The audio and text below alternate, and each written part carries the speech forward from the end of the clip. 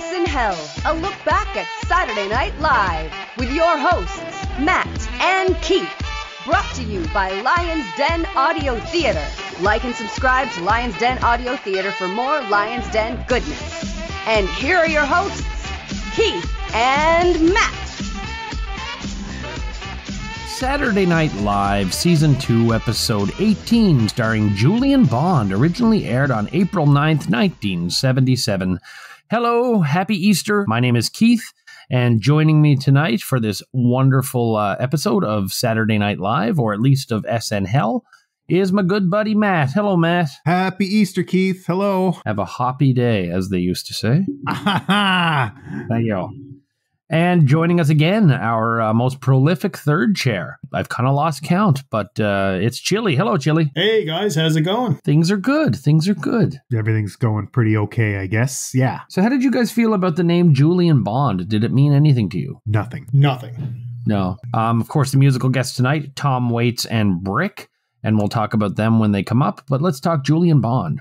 Bond is an activist, or was an activist, civil rights leader, professor, was the founder of the Student Nonviolent Coordinating Committee, and the co-founder of the Southern Poverty Law Center. In 1965, Bond got elected to the Georgia House of Representatives. The status quo tried everything they could to get rid of him, and this eventually went to the Supreme Court. In 74, he was elected to the state Senate. Again, it was all controversial. People are trying to get rid of this guy because he seemed to be kind of a left-wing straight shooter and a black man as well in Georgian politics in the 60s and 70s.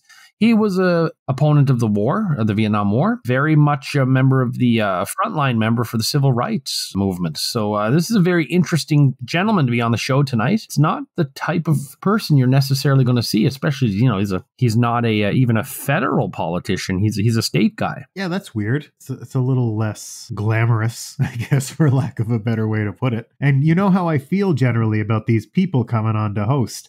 They make me pretty skeptical. Can you clarify what you mean by these people? Politicians. There we go. Shit. Ladies and gentlemen, SNHell has been put on hiatus indefinitely. For retooling. Yeah, Matt has publicly stated many times that he doesn't like politicians hosting. I need a minute. Yeah, normally if I don't recognize a name, I typically assume it's an actor or actress I'm not familiar with. I did a little bit of looking up and I thought, this is going to be interesting because I didn't look up any history because, you never know. Even the most, esteemed people sometimes have falls from grace, but seems like a cool dude. I'm interested to see where this turns out. We'll jump to the cold open here. So Emily Litella is backstage picking petals off a flower. She's doing the he loves me not deal. Jane joins her, and Emily says she's met a new man, and she's in love. Emily then breaks into, you make me feel like a national woman. Jane corrects her and said, it's now time for you to say never mind, and Emily says, no, live from New York, it's Saturday night. This is an interesting take on Emily Litella. I'm never fond of these backstage bits at lockers on a hit TV show. Kind of hokey for me. It's kind of goofy. It's like, more, you can't do this on television. Like all Bill Murray has to put his shit in as a locker. But, I don't know. It wouldn't feel so hokey if it was done in a dressing room. I didn't mind this. It puts Emily in a new spot. I thought Jane was great. Only thing that really bugged me beyond the lockers in the background is we don't find out who he is. We never find out who she's in love with. I assumed that the joke was going to be who it was going to, who the man was. And yeah, it was a bit of a damn squib in terms of the fact that it wasn't. It just led to her mispronouncing something. If I never see Emily Litella again, I'm happy with it. I did notice what you talked about too with the lockers. And I was like, it's weird they have the lockers, but it's a character. Like if it was just Jane talking to Gilda, it'd make a bit more sense. Like, okay, well, they're the actors. This is where they have to put their shit, like you said. But it's a character who's backstage at the locker. So it was doubly weird in that respect. Yeah, this was one of my least favorite cold opens yet. This is triply weird too, Chili. Did you notice the names on the locker? No. No, so Emily Litella has a locker, and it's right next to Gilda Radner's locker. So that, like, for someone who's all about universe building and canon and stuff, that blew my mind, and I just couldn't think of it anymore. It's like Inception. Yeah. I don't mind them trying to do new things with an old character, so I did appreciate that. I didn't like she didn't come out here on her wheelie chair in the middle of Weekend Update to do her shtick. So already, like, I'm open-minded. I'm ready. I'm good for it. And, now that you mentioned it, I can't stop thinking about the locker thing. That's really stupid. We've seen dressing rooms before. Chevy had one last year, it's... That was Chevy, though. When he left, he had in his contract, he got to take the locker room with him. He took his dressing rooms, yeah. That's why nobody liked him afterwards. And I'll tell you, we're going to see these lockers for many years to come. At least, I won't go into it, but these lockers don't disappear right away. These stick around for a bit. I didn't think it was very funny, I guess, at the end of it all. I didn't laugh at all, actually. So we go to the intro, and it's back. Last week we had Saturday Night Live, and like I said, it's back to just Saturday night. And I found this intro felt rushed or a lot shorter than usual. Did you guys feel the same, or is it just me? I didn't notice. The thing that threw me off is they still have Bill Murray's mustache in his picture. Yeah. It's a pretty big change for someone who's on TV. It takes 2 seconds to take a picture and probably an hour to edit them into the thing. Get rid of cut the mustache out of the opening. Back then it took 2 months to develop it, though. Yeah, that's a good point. I didn't notice anything. So the monologue, Julian Bond comes out. He's got a very serious demeanor. He says he found it odd that he was asked to host, but figured this forward-thinking cast who considered themselves leftists admired his political activism and his record of what he's done, and they want him there for that reason. He notes that no, they actually just wanted him there to play a chocolate Easter bunny. Bond is everything that the previous political hosts have been. There's a stiffness. He's definitely out of his element, but he seems so far out of his element that this delivery was hilarious to me. I couldn't stop laughing because it was so deadpan and it was so dry that me and about 4 people in the audience thought it was hilarious. And I think he did a great job here. Now, unlike other performers who've tried to be funny and sort of liven up their shtick a little bit, he made no attempt to be anything except legitimate Julian Bond here. And also noted that the joke about Easter is the only one I noticed that we get tonight, and it is Easter weekend there. So I don't know what the hell's up with that. How was the monologue, fellas? I pretty much agree with you completely. First of all, and this is going to be a recurring theme throughout the entire night, the man is a snappy dresser. He walked out, I thought, that is a fucking hell of a suit. And almost everything he wore for the rest of the night was just A+. And yeah, his delivery was so deadpan, and this is going to be a recurring theme, is that I found it, I don't know, almost refreshing. I liked the way he delivered what he had to deliver. I was wondering, I kept waiting for one of the not ready for primetime players to come out wearing a funny suit. I was wondering what the audience was laughing at. And I figured, they maybe Belushi's coming up dressed in the costume or something. But no, they just either found what he was saying funny or they were laughing sarcastically. I don't know. But this left me wondering what the rest of the night is going to be like. But yeah, I liked the kind of just the earnest seriousness of the way he delivered it. This is one of the worst monologues I've ever seen on the show so far. This is exactly why these political figures shouldn't host. Chili, I don't know if you're caught up on the backlog. I know the thousands remember, of course, that just last week I was talking about how our host crossed a line for me into some weird, uncanny valley depravity that it was just bizarre and shocking and fun to watch this thing try to be a man. And this guy comes out here and he's just, I'm sure he's good at what he does. He's got a great resume, but I really hated the monologue. It's not making me feel good about the episode. I mean, what else can I say at this point? But hey, get right back to me after the first sketch. I wasn't sure if this crossed or not for you. I was thinking about that a lot because, you did assume that Jack Burns was either an alien or a robot who was in training to be a host. He was like the NBC built him to see if he could be like some sort of infinite, immortal television personality. I didn't know if this crossed that for you or not. It didn't get there for me, no. It didn't cross into Jack's uncanny valley. So SNL Brock. So we have Lowell Brock back, and this is Belushi returning with this character. I believe this is his 3rd episode appearance, and he made multiple appearances throughout the other episodes. So he's giving more of his tax tips and why you should go to SNL Brock. Reason number 10, he takes the time to do taxes correctly, and that's because...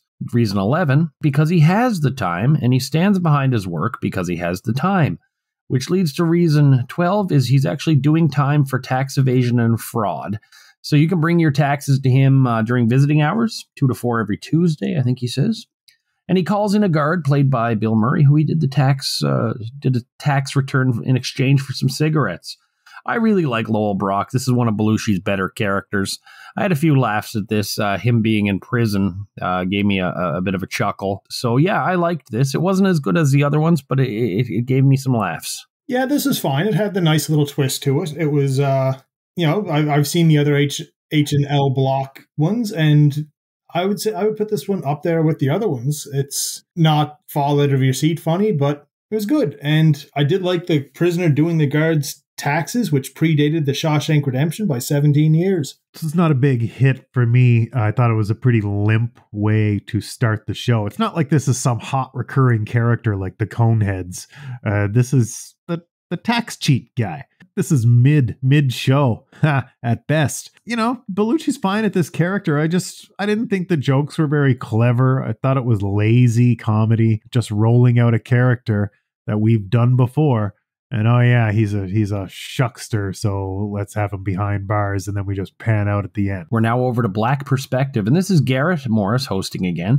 And his guest tonight is Julian Bond, and they're talking about the myths around black IQ and why white people seem to have higher IQs. Bond talks about the cultural bias in the IQ test. He gives examples of questions, and they're all about cocktail parties and yacht clubs and when to wear a tux. And Garrett asks where these thoughts about IQs come from, and Bond says it's based on his theory that light-skinned blacks are smarter than dark-skinned blacks. I know this is a touchy subject. I didn't realize how touchy a subject this is until I was reading up on this sketch. But I got a big kick out of this because of Garrett's reaction to what was coming out of Bond and the seriousness with which this lauded civil rights activist was saying this. To be that deadpan and to be saying it was impressive, even for someone who was a trained actor. Years later, Bond mentioned he was uneasy with the sketch, but as far as the comedy and the performance and the reactions, I got a real kick out of this. This is SNL highlight reel stuff for me. This is one of the oldest sketches I remember from when I was, watching the tapes back in the day. I always knew this sketch. I never knew who Julian Bond was until you told me at the top of the episode, but I knew his face in this sketch for a long time. And I always thought it was really, really funny. Garrett is incredible in it.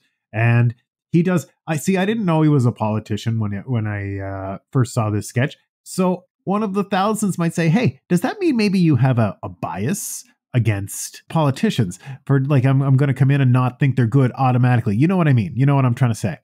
I don't know. I never thought of it like that. But I know I loved this sketch. And I know I thought they were both really good in it. And you know what I thought was a really good sign? The show just has him out there playing a character that is really just him. That it's encouraging. They didn't go wacky with him right away. They put him out there as a serious character in a serious and really funny sketch. That gives me promise. This episode, I'm glad to hear that both of you guys liked it too, because I thought this sketch was a fantastic use of a non-performer guest. He's clearly a guy who's very used to giving speeches. First sketch, he played himself, but they had him go very much, off kilter. And even before he got to the thing about insane thing to think about having a civil rights leader, even as a joke, saying the theory about the light-skinned blacks being smarter than dark-skinned blacks, which, right off the bat, I think, especially after the monologue, you kind of wonder, how serious is this politician going to take himself? And right off the bat, he went in there with something, that, I guess, deep.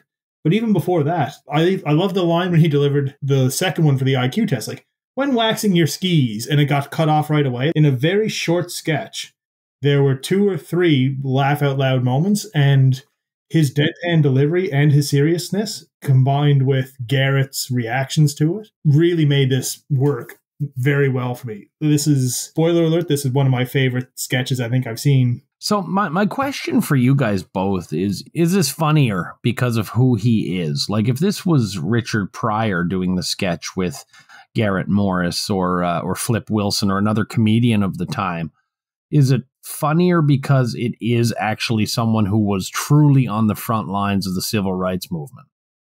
Absolutely. Someone who's clearly dealt with very serious issues and has been on the front lines, to still be able to like take a step back and, you know, find some of the humor in it. It wouldn't be funny if it was another comedian or if it was another member of, you know, the repertory cast or whatever. So for me, this being person with actual, you know, gravitas and respectability is a big part of what makes it fun. I guess I disagree. I don't think it makes it funnier. I think it's just funny. I think that could have been anybody in it, but if they, you know, a good actor pulls that off, I don't think because it's him, it's funnier. That's just my opinion, though, man. So an Oval Office is where we're heading now. And it's the Carters. It features Laraine as Amy Carter, and she's singing a song with a black doll who she refers to as Mandingo, and I think this is mainly referring to the film from a few years previous. Dan, as Jimmy Carter, kicks her out of the office. A really bad sound buzzer goes off, and it's the secretary saying Andrew Young and Julian Bond are there. So we met Andrew Young, Garrett's version of Andrew Young in the Chris Christopherson episode. So Carter asks Julian how things are going in the Peach State, and Julian says it's the pits. Young and Bond are trying to get Carter to affirm his commitment to human rights, but Carter keeps refocusing the conversation really mainly on his modest upbringing. After chatting for a bit, Carter is called to a meeting where the National Security Council is hearing on a hearing about violations of human rights concerning a Turkish sailor being underfed in Paraguay. And he has to go and basically brushes off the two guys that are talking about civil rights. Garrett says that Carter really cares, and Bond says he sure do, Andy, referring to the old Amos and Andy thing. This was really smart writing. It was fairly funny, but I thought this was really smart writing to show even an issue now where sometimes I think human rights violations elsewhere are dealt with more than the ones that are dealt with locally. So I thought this was, or within one's own country. So I thought this was a big deal and actually a very smart sketch and well pulled off. So the overall bulk of the sketch after Bond and Garrett came in, I enjoyed. It was well written, but I do have two pretty big issues with this sketch in itself. First of all, I just don't like any real portrayal of a child that young, whether they're, you know, a famous person's kid or not. You know, you can always just leave the kids out of it. I think she was probably like 10 or 11 at the time. And also the part with the gollywog doll, or I guess like the nowadays definitely racist doll, I think it kind of brought something up that was kind of a bit of a recurring theme for the rest of the episode. I don't know how much of this was, I guess we'll say, like approved of or recommended by Julian Bond, but it seemed like this was an episode where a lot of the writers, it just gave them an excuse to say, okay, now we can break out our race jokes and it'll be fine. We have a civil rights activist here. You know, if he's here, it's going to be approved. While I mostly agree with Chili, I think my only disagreement, for lack of a better way to put it, is that I doubt that the writers thought of it maliciously, because I think sometimes they just get lazy. I don't think it comes from a place of let's get in our nasty jokes. Maybe a little more like, let's just take the week off and write a bunch of these fucking stupid jokes. There's no substance to them. I also decided while watching this sketch that I missed Chevy Chase doing Ford a little bit. Dan does a good Carter and it's funny and the sketch is clever, but I missed that just straight silly comedy that Chevy Chase brought to Ford. Carter hasn't hit that laugh out loud plateau for me as good as Dan Aykroyd does it. There was a lunacy and a craziness about Ford that Carter doesn't have. Yeah, and I guess that's my style of comedy. That irreverent lunatic who tries to answer a shoe or whatever the hell he did. So we now go to Tom Waits. Now, Tom Waits, jazz, blues, little bit of everything, piano, you know, he's a musician, but I mean, I see some performance art there as well. Like there's definitely a character there. It's a spokesman for the extremely downtrodden, sort of through jazz and stuff like this. This is just a very interesting case study as Tom Waits. I like Tom Waits a lot, but full disclosure, I can really only do about 3 or 4 songs at a time. And then I sort of have to walk away for a little bit. The poetry, I'll jump into Eggs and Sausage is the song he does.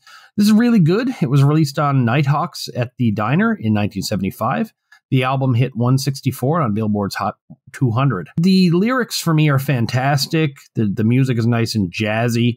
I mean, it's certainly a unique voice, no question about that. I liked this. It was a weird episode to have it on, though. I thought this could have fit maybe better on another one. And also, may as well say it, there's only one Tom Waits tonight. And that sort of jarred me a little bit too. But for what this was, yeah, this was pretty good. I can honestly say I've heard about Tom Waits forever. A lot of musicians I like credit him as an influence, but I honestly don't know if I've ever heard a Tom Waits song knowing it was a Tom Waits song. It was not what I was expecting. And as soon as he started singing, I thought, this is that guy with that voice. You know what I mean? Very distinctive. He's been parodied in probably a million things I've seen. As far as the performance itself goes, it's not my style, but I did like it a lot.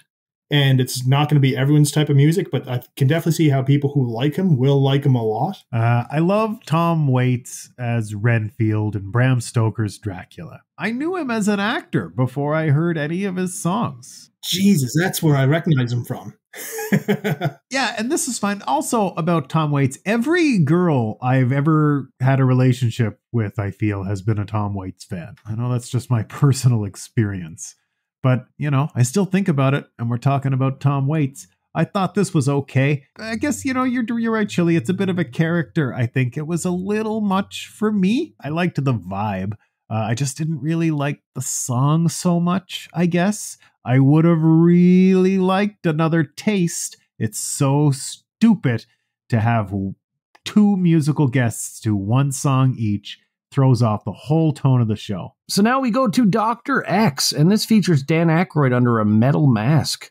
And he's a family counselor. He has an audience sitting in as he counsels the M family. So this is the return of Colleen Furman, the Gilda character from the One Flew Over the Hornet's Nest. Her husband is Harry, played by Bill Murray, and their son, Mark, played by John Belushi. Basically, Dr. X is trying to counsel this family, and Buddy is a bit of a brat, and he asks how Aykroyd got this mask, and Aykroyd says it was at a toxic waste spill in 1956, and he goes into this hysterical laughter or hysterical crying. Then Buddy asks how Dr. X lost his arm, which is now kind of a metal appliance, and I think literally an appliance. I think it's like an electric mixer or something. And Aykroyd says there was a missile test. And then Aykroyd says that the actual problem is Colleen, who is catatonic and is the one that really needs help. And then Dr. X asks Mark if he wants a job, and Mark says yes, and he's sent off into a room where we hear the sounds of screaming and saws. This was a tale of two halves. The first bit with the masked supervillain-looking guy saying he was a family counselor got a couple of laughs at me, but once they brought in the other family and this complete mess of family counseling and the Colleen Furman character, who I don't particularly like anyway, and Belushi being a brat, I don't know. This went really, really downhill really, really fast. And to me, it felt like about 10 sketches in one and bits and pieces from like a hodgepodge of other things that were thrown into one sketch. Really didn't like this. I thought it was pretty shitty, to be honest. Yeah, this was a very interesting premise. I liked the concept of, the supervillain who now has a regular job. I was kind of excited about that. Is going to be a good concept, and with Aykroyd doing it, I thought this could be really something fun, and it just was a hodgepodge, and it was a whole mess once it started going, and very few sketches I wanted to like more, and it just fell flat on its face. Not a good sketch at all, but a really good premise. I would have liked to see them do something better with Dr. X Family Counselor. Well, my guys, thought this was awesome. Can I say, sometimes it's weird to go last when you guys hated it. And I'm like, oh no, this was the shit. But I must stand by how I felt when I watched it. And it was delighted.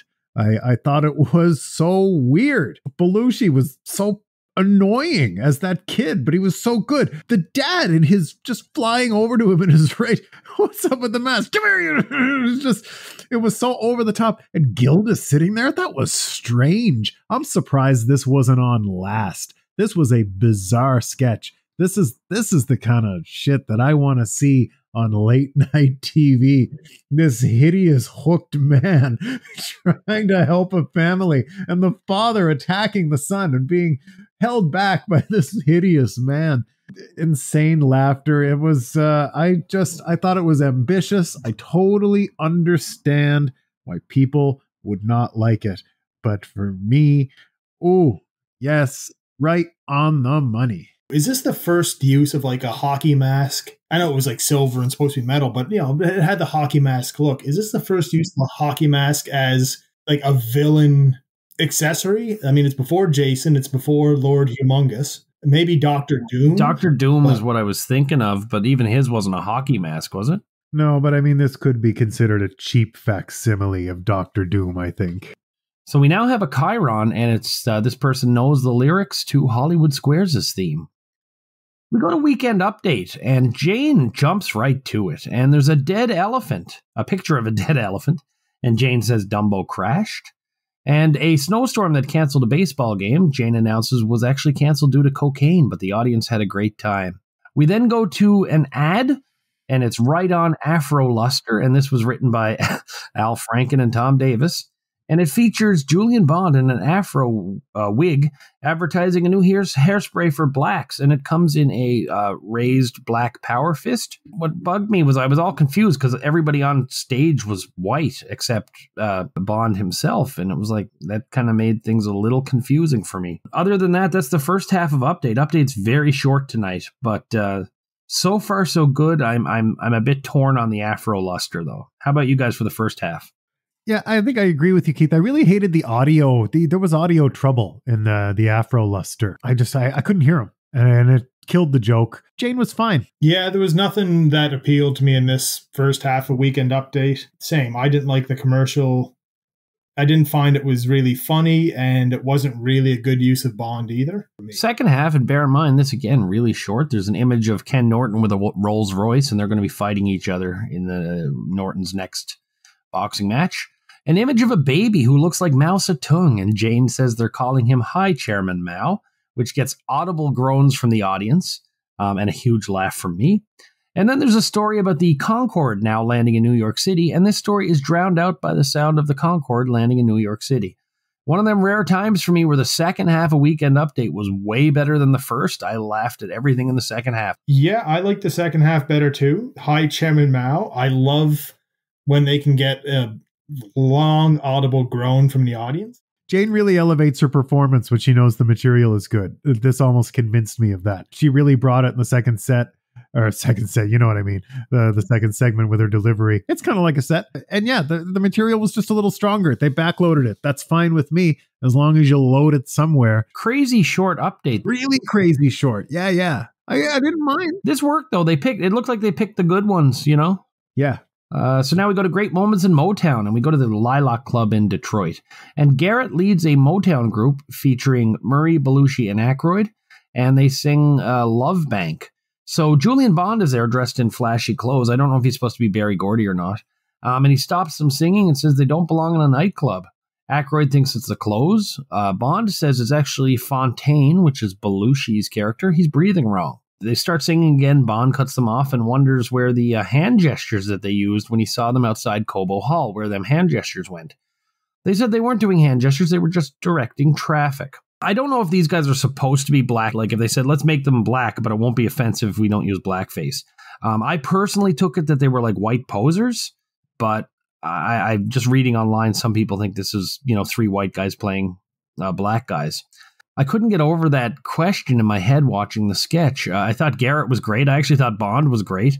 The guys used some pretty funny voices, I suppose, especially if they're like white guys trying to be black. But I really couldn't get my head around it. Didn't get too many laughs out of this anyway. If ever there was a sketch where they could have brought in some outside performers, it could have been this one. Because it really hurt what was, I thought, a really good performance by Garrett. Especially, he can he can fucking sing. Like, Garrett did a great job, and Bond did a great job too. You know, he looked a lot like Bruno Mars at first, which is very distracting. But once again, great suit. So I give that full thumbs up. But they should have just not had it be Belushi, Aykroyd, and Bill Murray. Like, just bring in some outside, African-American performers to be those the background guys, and it would have gotten rid of all of the problems with this sketch. It's fucking New York. There are lots of African-American performers who could come in and do an awesome job at that, and it would have made the sketch 10 times better, and it would have gotten rid of all of the cringe aspects to it. Yeah, I thought it was really shitty. I didn't like it for a second. Fucking sat through it barely patiently waiting for it to end. I didn't like the jokes. I didn't like the whole setup. I don't like to be so crass, but I just thought it was stupid. And I know that's not very insightful of me to say. I hate when sketches bore me. That's the worst thing you can do to me is bore me.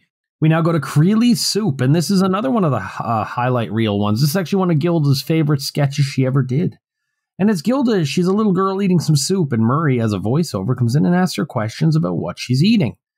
And he tells her to count the veggies, and she smears it on the table and counts out the veggies.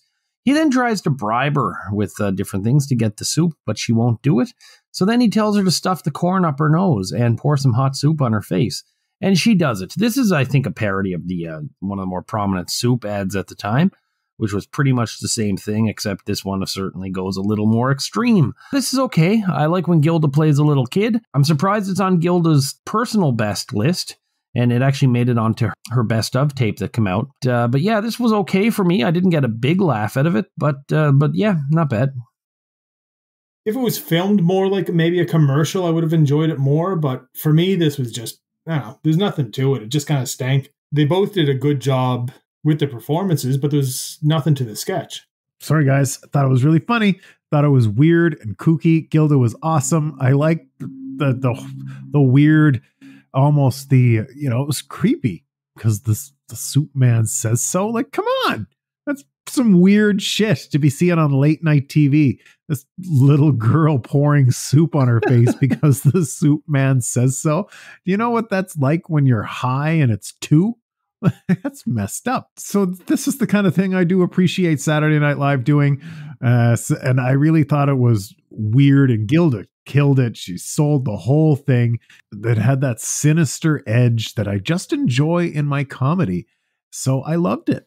Now, I couldn't find if this was an O'Donoghue piece, but it wouldn't surprise me. Wouldn't surprise me either based on what I know. So this Chiron, this person has every known annoying habit. We now go to Bad Cinema, and it's the return of Dan Aykroyd's Leonard Pint Garnell. This time he has panel with him. Belushi as Truman Capote. Laraine is returning as Lena Wertmuller, and who actually comes in late to the sketch. I wondered about that one. And Bond himself is playing T. Laszlo de Wiesa. And they watched the movie it's a French movie called Ooh La La Legs. And it's just random shots of a woman dancing to French jazz. This doesn't look like something made by the SNL crew. So Belushi as Capote says it's terrible and classic.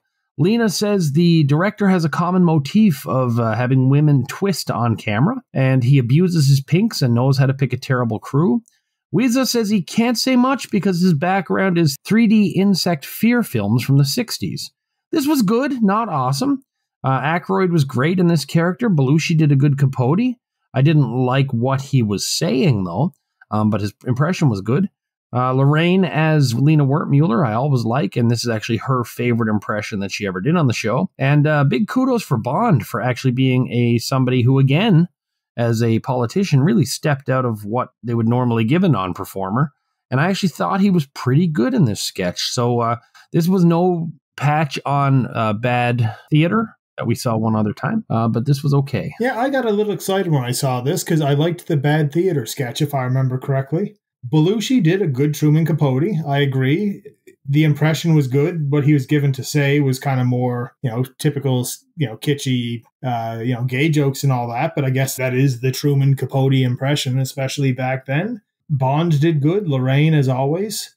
Seemed like a screw up where she didn't have her mic when she first went out, and it was covered very well, if that's the case. I liked this sketch. I'm also a fan of bad 3D insect fear films from the 60s, so maybe I'm biased. Of all the SNL bits so far, this is one of the ones that feel the most almost like Python inspired, where it's people talking very intelligently about very stupid things. And it was well done. Was it a home run? No, but I would rather watch the bad cinema more than 99% of the Gary Weiss films I've seen. So it was a good 5-7 minutes of TV for me. Yeah, it was a little odd. I guess I was pretty banal toward it. I neither loved it nor hated it. The show's so all over the place this week. It almost keeps me off balance. And I think that inconsistency this late in the show has begun to harm it. Wasn't sure if being off balance was a good thing or a bad thing. I don't think it's great. I mean, it can be great. It's not. It doesn't feel targeted. Our next musical guest is Brick, and they do their hit Dazz. And this is jazz funk. This song was their biggest hit, released in '76. It went to number 3 in the US pop charts. There's some really interesting stuff here with jazz, funk, disco, kind of all merged together. There's a flute in there and a saxophone. These guys were really good. For me, one song was enough. Now, they're an Atlanta band that was sort of on the crest of popularity. With Bond being from Georgia, I wonder if there was some connection there, if he had requested them or something. It's odd. I don't normally like when they have 2 separate musical numbers, or in some cases 3 separate musical acts. But for me, this one worked out perfectly because I don't think I would have enjoyed another Tom Waits song, and I don't think I would have enjoyed another Brick song. But as it was, one song in, one song out. I think I've said this for a lot of bands that we've had so far on the show, is that I like them, but I don't know if I could listen to a full album. So this is like the SNL episode of what I like in some of these bands. Give me your big hit and then move on. I'll listen to something else. It was nice to see somebody actually playing the jazz flute. And I don't know what he did with it, but there was a solid 30 seconds where he was kind of blowing into it, kind of wasn't. Bands like this, they're missing that great band leader. They're missing that Carlos Santana, who was an amazing band leader. They're missing that Frank Zappa. They're missing that guy. Otherwise, they're just competent players out there playing effing popular disco music. They're Boz Scaggs without Boz Scaggs. Exactly. We now go to the civil rights Farbers, and this is Julian Bond as himself visiting Larry and Bobby Farber to talk about having a civil rights fundraiser at their home. The Farbers were picked because they were seen as a progressive couple, and Bond starts to explain how unemployment is a real issue in the black community. The progressive, Larry, can't understand why black people don't just stay in school and get jobs. Farber keeps trying to direct the conversation towards black celebrities, and as the conversation goes on, we see that the Farbers are far from progressive. Dan, Laraine, Bill, and Jane come in as neighbors for an evening of backgammon. Larry announces that they're going to be having a civil rights party where Julian Bond will be speaking, and Larry suggests that they invite the one set of black neighbors down the street to next week's backgammon, but the others vote against it. Julian Bond starts speaking about why it's important to have these parties, and Bill and Jane get up to start to make a drink. This worked for me. If there was a sketch on this episode where I felt like Julian Bond would have had a say in what was written, I got to assume he deals with this all the time. You know what I mean? Like the waspy, like you said, wannabe progressive. I didn't find this to be a particularly funny sketch, but I did find it really well written. And maybe the humor is lost in the fact that it's 45 years later and this is still just as relevant now, I'm sure, as it was back then. But there are 2 pretty big laughs in here, despite me not finding most of the sketch that funny. Was A, how long, like all the white people when they showed up, how long they just chattered back and forth. There was no just, hey, how's it going? And that was it. Like there was just a solid minute of just introductions and laughing and all that stuff. It went on for so long. It was funny while they were trying to actually like introduce him. And then as he starts speaking and Bill Murray's like, hey, do you mind if I just get a second to go fix a drink? That was funny, but also in a way, it was a very sad sketch too, because nothing has changed. I'm with you guys, finally. Thought this was really good. It definitely, Chili, felt like something probably real life for him. I thought everybody was really good in it. I liked the Farbers too. Everybody just really brought it, and it got to be clever and a little silly. Bill Murray, I really enjoyed. I mean, I guess I don't have a lot to add. We now go to Mr. Mike's Least Loved Bedtime Tales, but it's been postponed for Mr. Mike Meets Uncle Remus.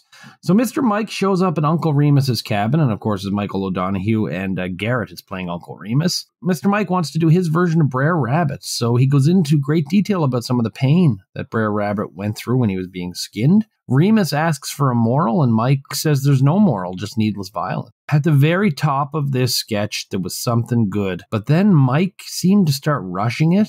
And for some reason, there was something extra mean about this one. I like Mr. Mike, but this one kind of crossed the line for me. I couldn't stop thinking that both Garrett and Mike O'Donoghue couldn't stand each other. God, this one just didn't sit well. I don't know. I thought Garrett was really good, and this could have been something special, but this one had strains of bullying to it or something. I don't know. I didn't like it the way I liked all the other Mr. Mikes. I'm not as familiar with the Mr. Mikes as you guys are. Actually, like, this is the first one I've watched. I mean, I've listened to your views on some of them.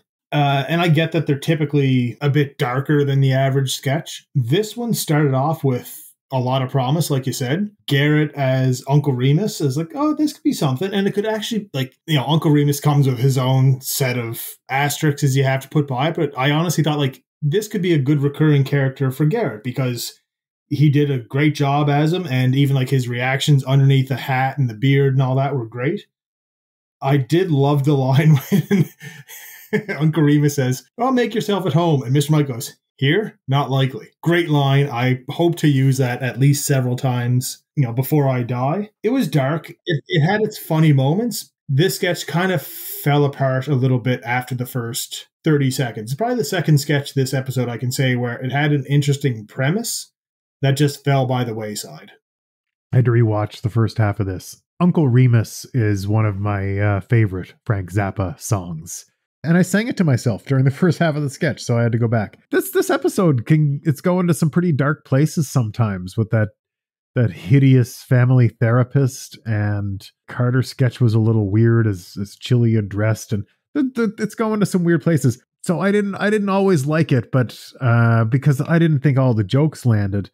But this is still, I'm still on board with this. Like, this one, you know, if it's a thumbs up, thumbs down, it gets a thumbs up. Red light, green light, it gets a green light. I would have put this on the show too. So next up is a Gary Weiss film, and it's an interview with Patti Smith, Matt's favorite performer from season 1. So she's talking about little kids getting a guitar to enter the battleground of rock. There's some stills of her, and she talks about a year before when she performed on SNL and did it to reach out and communicate with so many people immediately. But before they were on, they were told to change some words. So they did it. I'm catching some regret from her here. That all being said, this was middle of the road Gary Weiss for me. Patti Smith went from being very eloquent and intelligent to kind of blathering on. So on this show, it's been well documented that I am not a fan of most Gary Weiss films. In this case, I have to say, all of the other Gary Weiss films are way better than this one. This was the most pretentious rock star shit I think I've heard in my entire life. The second she started talking about, you know, Jesus is dying on the cross for this, but not for me. And I'm like, I get it. It's your lyrics. But like, part of what I like about, you know, especially early punk is it's, you know, rebelling against the pretentiousness of popular music. Obviously, Patti Smith, very influential and all that, but this was just garbage. A musician explaining why they censored their music. It just reminded me of The Simpsons, like, what I want to hug and kiss you for the Red Hot Chili Peppers. Like, this is awful. This is my least favorite Gary Weiss film so far, and I've hated almost all of them. Even the ones I liked, I only liked in comparison to the other ones. I almost shut it off and just walked around my house for a little bit. It was like my least favorite type of person was being displayed on national TV right here, and it was just garbage. I fucking hated this. And Gary Weiss once had a guy French kissing a dog on one of his films, so this is worse than that. Yeah, good golly gosh, I didn't hate it that much, that's for darn sure. Patti Smith was my favorite musical guest of season 1. I didn't mind her explaining what was going on. For me, it was just a little kind of cool behind-the-scenes peek. I understood her logic because they did change the words to, like, when she sang My Generation, she does change the words to it. And they're a little more nihilistic, and she didn't do them on the show. And her justification for not doing them on the show, I got it. I don't get me wrong, Chili, I totally see where you're coming from. 100%. I would agree with anybody that is coming with that opinion. I don't know, maybe because I liked that performance so much when we saw it, and I just really find her interesting in general, that I was significantly more forgiving than you were.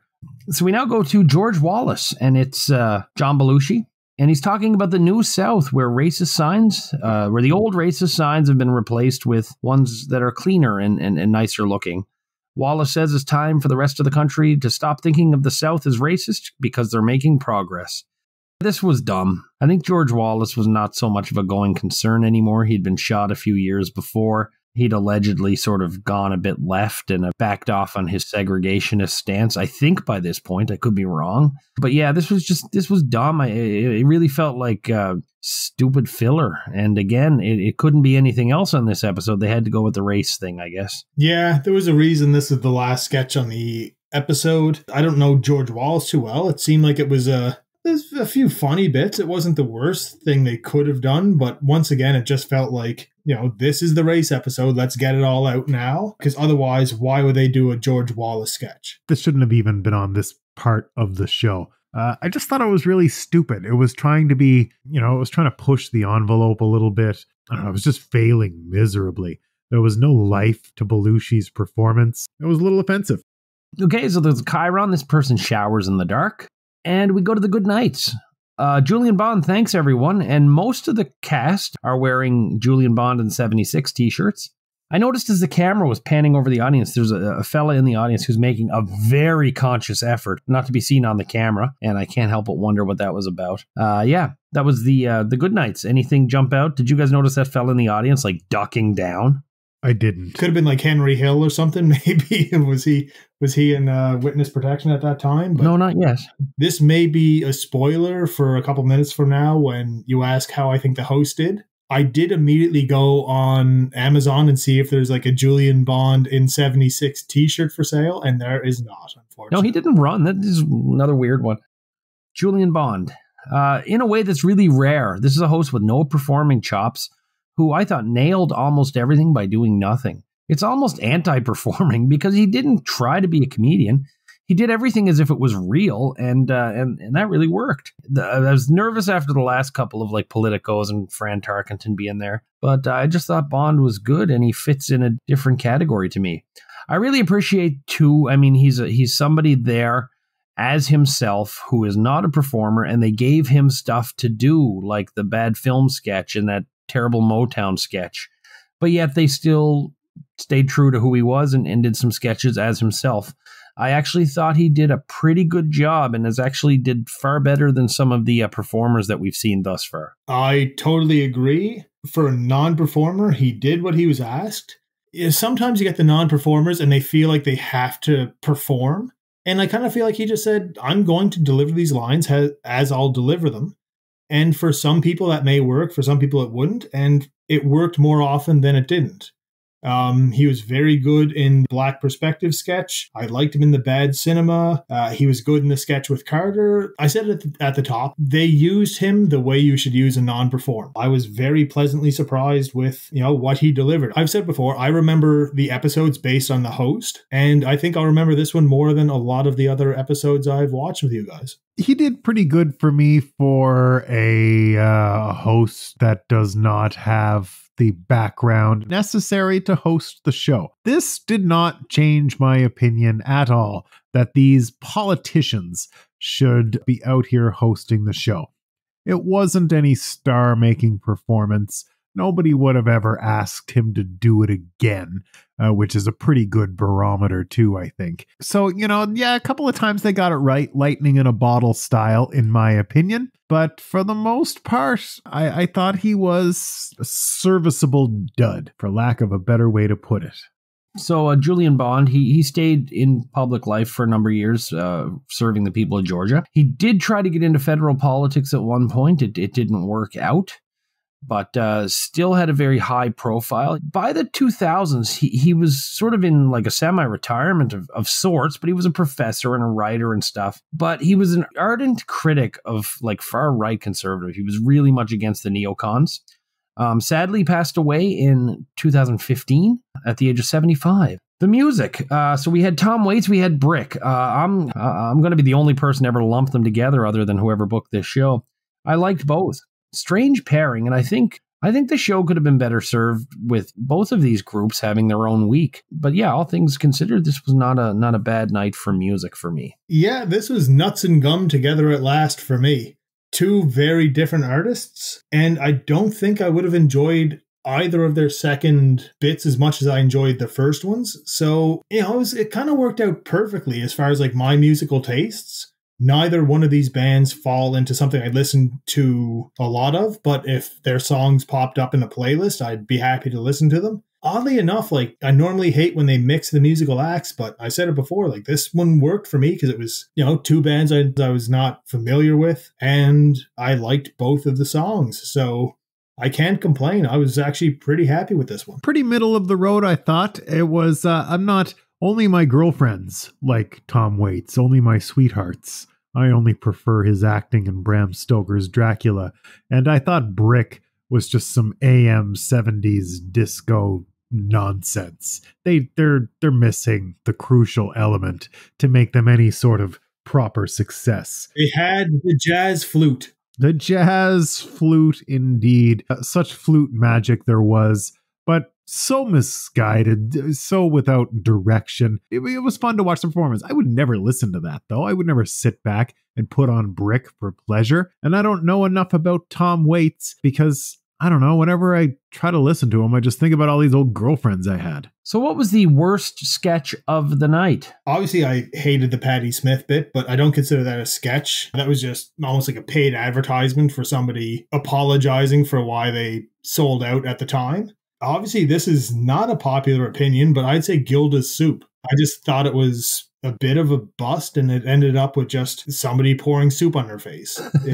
It was just low-hanging fruit. The performances were okay. I mean, there was lots of more offensive stuff on the show. I mean, as far as offensive stuff, I could have said 5 or 6 sketches of shit that shouldn't ever be on national television.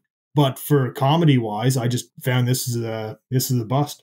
That George Wallace thing was really stupid and too long and pointless and just shouldn't have been on the show. I think it kind of spoke to Chili's point earlier that they're just kind of rolling shit out because they have the opportunity. Maybe they're just lazy, Chili. But you know what? Either way, it sucks and it shouldn't be on TV. I hated this piece. Laziness is often the number one reason why people are shitty. You know what I mean?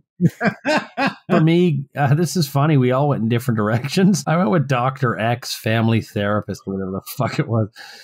This thing really went off the rails too early for me. But unlike others, it started really strong. And I thought this was going to be, this is probably my fault, but I thought this was going to be great.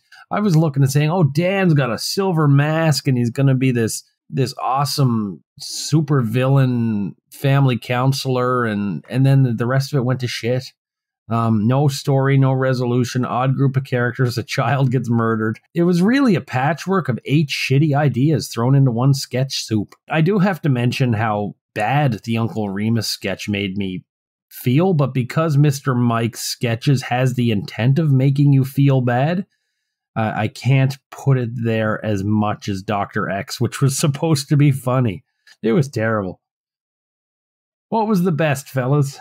Black perspectives. It was well written. It was funny. It was the best use of a host who is not a performer. And one thing they did really well here, which, is often, I think, overlooked in SNL, was they put this early. This is the first thing we really got to see Julian Bond in. And after the monologue, you start thinking like, this guy, he's a politician, civil rights activist. How much is he going to be in on the joke? And this is the perfect way to bring him in. He didn't have to step too far out of his comfort zone. For me, this is one of my favorite sketches I've watched every episode I've done with you guys. And it was just overall, it was just really well done. And it was up front. So you kind of knew like, okay, thank God this host is not going to be, your typical politician host, right? So I love this sketch. I thought it was great. Both guys did a good job, and I was a big fan. You know, it's funny because my two favorite sketches of the night were Gilda and the Soup and the hideous family counselor supervillain. You're going to say Patti Smith? That would have been my third. So I'm sitting here like, these are like these two guys' least favorite. Which one did I like more, though? And for me, it's a tough decision because I thought Gilda was awesome in that Soup sketch. And I loved the sinister because the Soup man said so voice that's just making her do horrible things. But I really loved the complete insanity of the X skit. I'm going to go with it. That's the one.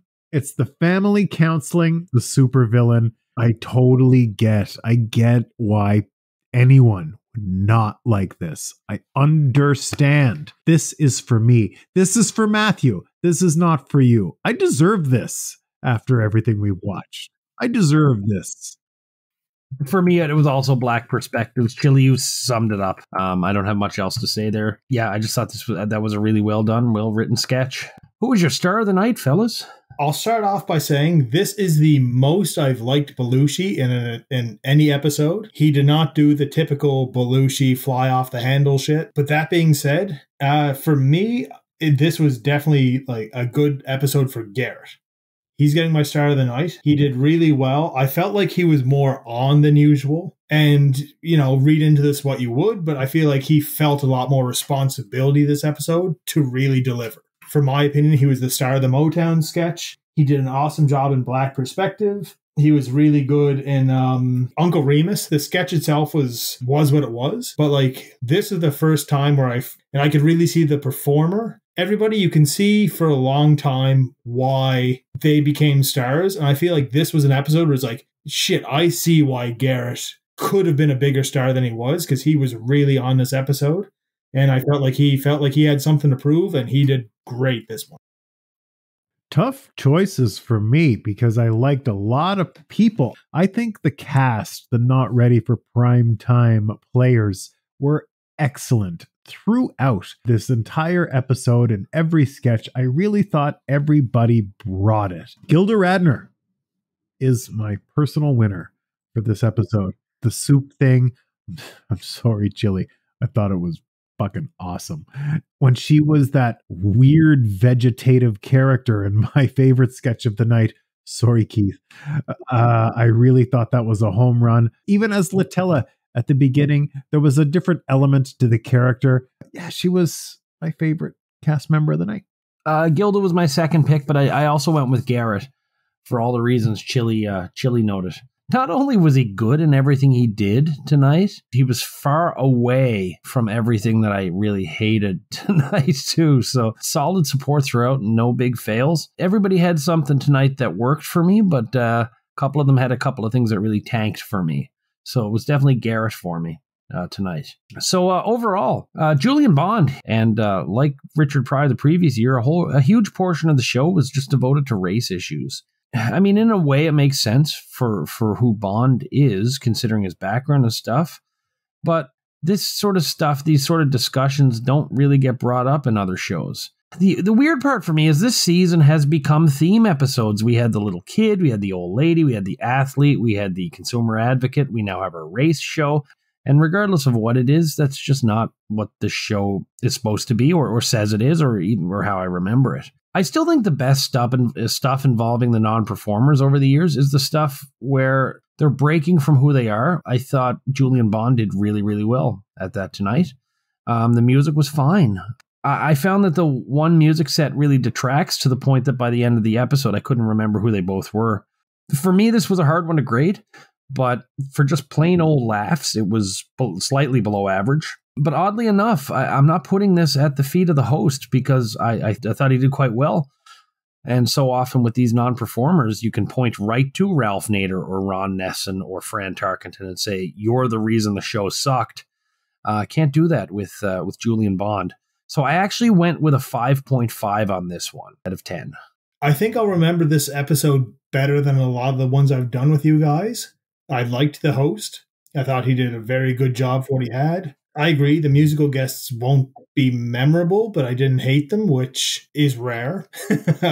If you eliminated the parts of the show that kind of made me cringe a bit in terms of, like I said before, like they were just using it as an excuse to do like the race jokes in this episode, I probably would have ranked it higher, but even still, I'm giving this one a 7 out of 10. I enjoyed the host and the music wasn't bad. So 7 out of 10 for me. I'm thinking about it. The cold open was fine. The monologue was wretched. I didn't like the tax guy thing. Black Perspective was really good. I loved the hideous villain family counselor. Weekend Update was okay. The music was pretty ho-hum for me. Tough to grade in a way because I shouldn't say it's tough. How am I not used to it? Just being torn all over the place by the quality of these episodes, pulled in so many directions by, brilliance in a sketch and then idiocy in another. This is why we do it. It's a fascinating watch. Your boy, Matthew Ryan, he would give this a 5 out of 10. All right. So with my 5.5, Matt's 5, and Chili's 7, this averages out at a 5.8. And the folks at the Internet Movie Database gave this one a 6.6. Making this episode, hold on to your socks, gentlemen, the lowest rated episode of season 2. Not the worst we've seen, man. I don't agree with that. No, not at all. Yeah, this is number 459 of all the episodes up to November of 2021. So yeah, I'm not digging that at all. This was middle of the road for me for this season. This is better than a lot of episodes this season for me. I thought so too. It was exactly middle of the road. We've certainly been sitting through worse. And I mean, you could even argue that last episode we watched was worse, even though I took a perverse pleasure in it. I wouldn't say it was better, quote unquote. I scored this one higher. Well, this one was better than, in my opinion, at least the Ruth Gordon episode. And who was the old fella that we watched? Broderick Crawford. Yeah, like for me, this episode was better than both of those. I'm not saying it was great, but I had a lot more fun. So, Chili, thank you very much. This is it for you for season 2. So thanks so much for everything you've done throughout the season, and thanks especially for tonight. I love doing the show, so anytime you want to have me, let me know. Matt, do you know who's hosting our next episode? It's Elliot Gould, isn't it? It is Elliot Gould, and do you know the musical guests? No, I don't know the musical. The McGarrigle sisters and Rosalind Kind. That sounds shitty. I know you're a big fan of one song that the McGarrigle sisters do. Oh, good. I hope they do it. They won't. Ah! Cursed. No, Log Driver's Waltz. The Log Driver's Waltz? Get out of here. Yeah. So, yeah, Matt and I will be back in about a week, and we're scheduled to have our other third chair, Mark, joining us. But until then, we'll be ironing out all our differences at Dr. X's co-host counseling here in SNHell.